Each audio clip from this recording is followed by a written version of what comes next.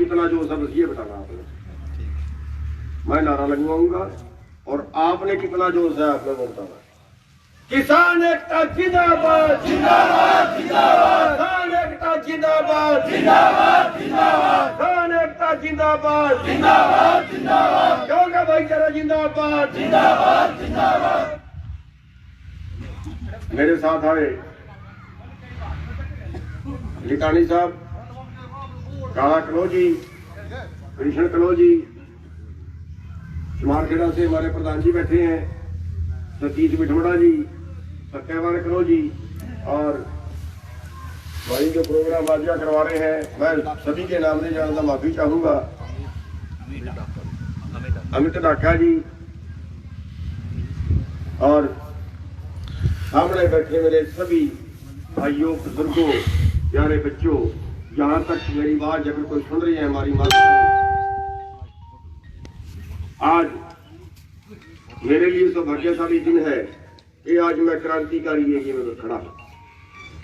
आज मैं बहादुर क्षेत्र में खड़ा हूं, जहां का देश के सब संघर्षों में, यहां तक कि अगर हम सैकड़ों साल के पहले का इतिहास उठा के देखें, देश की सभी लड़ाइयों में आपका बहुत अच्छा योगदान रहा है। और हम भी इस उम्मीद से आए हैं कि ये देश को बचाने की लड़ाई है, किसान केवल किसान का नहीं, ये देश को बचाने की लड़ाई है। आज देश बिक रहा है, आज जो कानून आपके ऊपर थोप दिए गए हैं, करोड़ों लोग भूखमरी से मरे। आज देश का सारा खजाना लूट लिया गया है।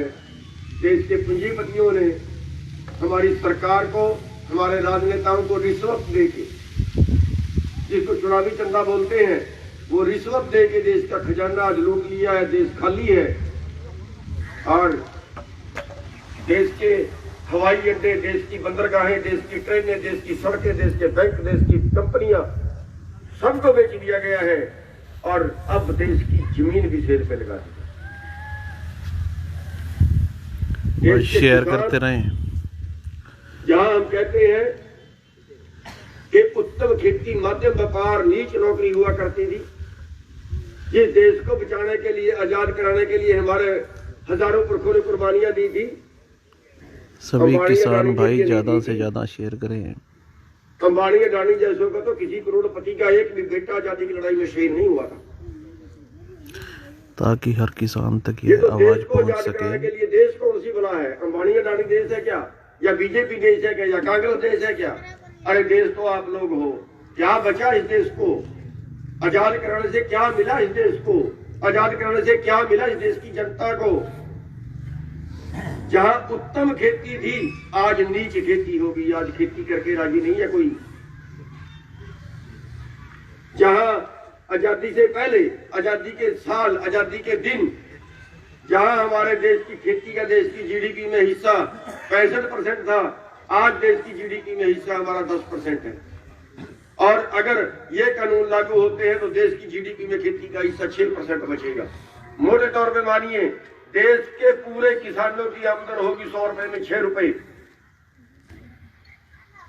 और आबादी होगी इनकी 60%। कौन सा तुक हुआ? कौन सा तरीका हुआ? कौन सी समानता हुई? अभी हमारा खून और निचोड़ने कानून बना रहे हैं। अरे तो पहले से मरे पड़े हैं। ये पिछले एक साल में 42,000 किसानों ने आत्महत्या की, जो नए आंकड़े आए हैं, सरकार नहीं बता रही है। कर्जे से दबके 2 लाख का कर्जा जमीन नीलाम करने के लिए आ गए। इज्जतदार किसान फांसी खा गया, 42,000 मर गए हैं एक साल में। कोई 50,000 करोड़ के कर्जे में एक पूंजीपति मरा है क्या? उनके बाप का है देश, उन्होंने आजाद कराया था देश को। एक भी उनका बेटा अभी सीमा में शहीद हुआ है क्या? क्यों 2 कानून है इस देश के अंदर? कर्जे में किसान मरे, चंद रुपए के कर्जे में। एक भी अरबपति किसान, एक भी अरबपति नहीं मरा। बैंक बिकवा दिए। आज 15 लाख करोड़ का एनपीए है। 15 लाख करोड़ किसानों के टोटल, देश के टोटल कर्जे से 2 गुना सारा पूंजीपतियों का है। उसमें तो देश नहीं मरा। किसान की खाल उधेड़ते अगर किसान को कोई कर्जा ना देगा। कोई एक पूंजीपति आज तक कर्जे में जड़ जाते देखा? ये किसान हजारों बता सकते हैं हम कर्जे में जड़ काटे। कौन सा तरीका है ये? कौन से कानून है देश के अंदर? किसके लिए बनाए गए ये कानून?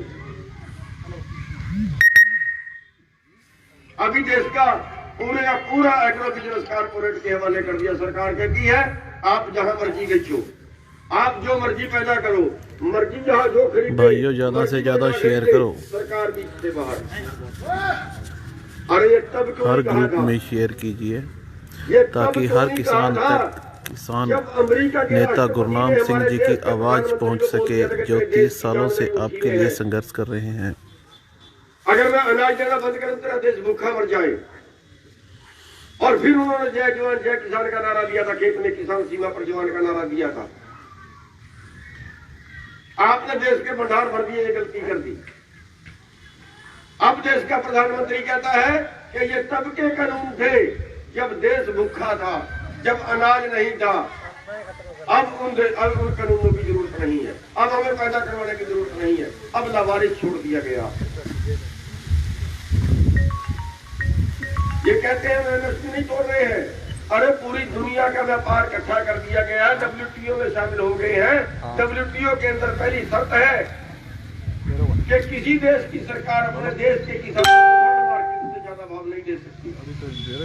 अगर अमेरिका से मक्का मंगा के 1100 रुपए में पड़ेगा हिंदुस्तान में, तो हिंदुस्तान का मक्का भी 1100 में ही बिकेगा। 5 लाख टन मक्का मंगाया और आपके सामने उदाहरण तो है, जून में मंगाया। आज बाजार में गेहूं बेचना चाहिए 1500 बिकेगी। पूरी दुनिया का व्यापार इकट्ठा कर दिया गया है और पूरी दुनिया के व्यापार के अंदर कोई किसी भी देश की सरकार अपने देश के किसानों को वर्ल्ड मार्केट से ज्यादा भाव नहीं दे पाई। आपत्तिजनक सब्सिडी समझी जाएगी, लाइन है उसके अंदर साफ तौर पर लिखा हो। और भाग रही है सरकार अंदर की। सरकार कहती है हमारे पास रखने की जगह नहीं है, आपने ज्यादा पैदा कर दिया है। ये कहते हैं मंडियां नहीं तोड़ रहे हैं, दूसरी तरफ कहते हैं बिहार मॉडल लागू करो। बिहार में 2006 में यही कानून बनाया, बच गया बिहार का किसान। आज वहां का 5 एकड़ का किसान हरियाणा के 2 एकड़ के किसान की धान लगाने आता है। क्यों? क्योंकि उनका धान 1000 रुपए बिक रहा है और आगे आपका भी 1000 में ही बिकेगा।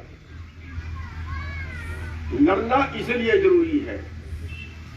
अगर आप चाहते हो 1888 में बिके तो फिर संघर्ष करना पड़ेगा, कोई चारा नहीं है आपके पास। वर्ल्ड मार्केट में हमारी खेती जिंदा नहीं रह सकती। अगर मलेशिया से खाद्य तेल आ जाए, छूट दे दी जाए, अभी भी मंगा रहे हैं बहुत सा, लेकिन लिमिट में है। अगर छूट दे दी जाए कि मलेशिया से जितना तेल हिंदुस्तान में आता है तो आ जाए, तो आपकी सरसों बिकेगी 3000-3200 रुपए, फिर एमएसपी नहीं मिलेगा। अब जो पूंजीपतियों के हाथ में सारा का पार दे दिया गया है ना, वो केवल हिंदुस्तान से नहीं खरीदेंगे। अगर उनको अमेरिका से सस्ता पड़ेगा तो वहां से खरीदेंगे, मलेशिया से सस्ता पड़ेगा तो वहां से खरीदेंगे, हिंदुस्तान से सस्ता मिलेगा तो वहां से खरीदेंगे। और बेचने का जरूरी नहीं है हिंदुस्तान में बेचेंगे। अगर पाकिस्तान में महंगा बिका तो वहां बेचेंगे, अफ्रीका में महंगा बिका तो वहां बेचेंगे। ये है नए कानून। आप जाने और कंपनियां जाने। आप कॉन्ट्रैक्ट फार्मिंग कर सकते हैं, लेकिन पावर सारी कंपनी के हाथ में है। आपने कॉन्ट्रैक्ट कर लिया 4000 का, मार्केट में भाव आ गया 3000, कहेंगे आपकी तो फसल खराब है, दवाई ज्यादा डाल दी, क्वालिटी अच्छी नहीं है, कर पाओगे आप लोग, छोड़ देंगे। अगर मार्केट में भाव आ गया 5000 आप 1 क्विंटल खाने का नहीं बचोगे, रख कर पाओगे। गुजरात के किसानों ने आलू का बीज रख लिया था, आलू तो दे दिया सारा कंपनी को, केवल बीज रख लिया।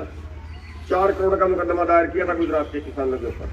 अगर पूरे देश के किसानों के साथ ना खड़ा होता मार दी जाए। ये कानून बनाए हैं आपके लिए। कौन लड़ने आएगा?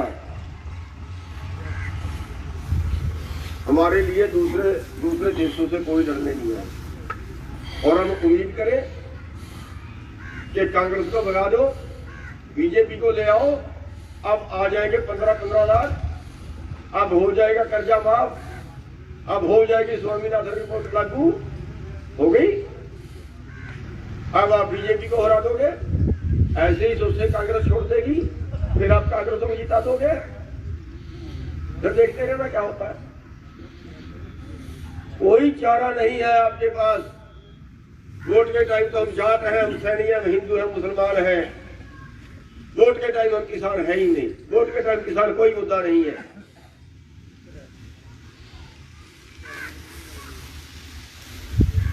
लेकिन कम से कम हम आंदोलन तो लड़ सकते हैं। और आंदोलन क्या हम सोचें कि हम कहीं शांति शांति शांति करके रखें और फिर हमारी बात मान लेंगे? क्या ज्ञापन देने से सुन लेगा कोई? क्या हमारी चिट्ठी लिखने से सुन लेगा कोई?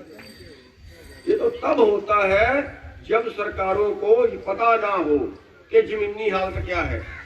हमने इकट्ठे हुए, प्रदर्शन किया, ज्ञापन दे दिया, हमारी बात सरकार के पास पहुंच गई।